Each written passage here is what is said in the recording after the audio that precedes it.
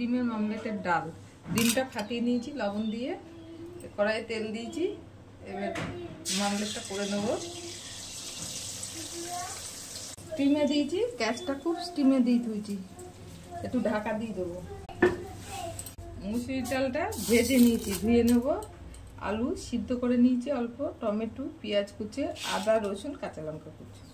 এই যে ডিমের মামলেটটা হয়ে গেছে, ঢাকা দিয়াতে ফুলেছে। ঠান্ডা হলে কেটে নেবো, ফুলেছে কিন্তু অনেক। কড়াইয়ে লঙ্কা দিলাম, একটু কালো জিরে দিলাম। মুসুরির ডালগুলো ভেজে ধুয়ে নিয়েছি কিন্তু। পেঁয়াজ দিলাম, পেঁয়াজগুলো একটু মোটা মোটা করে কেটেছি। রসুন, কাঁচা লঙ্কা দিলাম।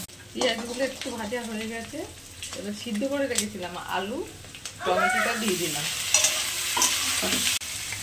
ডালগুলো দিয়ে দিলাম, ধুয়ে রেখেছিলাম ডালগুলো। লবণ দিলাম, হলুদ দিলাম, অল্প একটু চিনি দিলাম।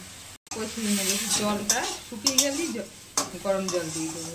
পিচ পিচ করে কেটে নেবো, নামানোর আগে দেবো। হয়ে গেছে, গরম জলটা দিয়ে দিচ্ছি।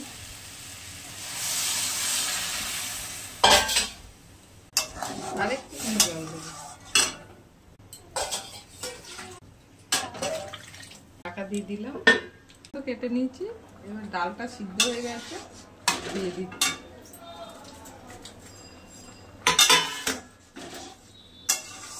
মশলা দিচ্ছি,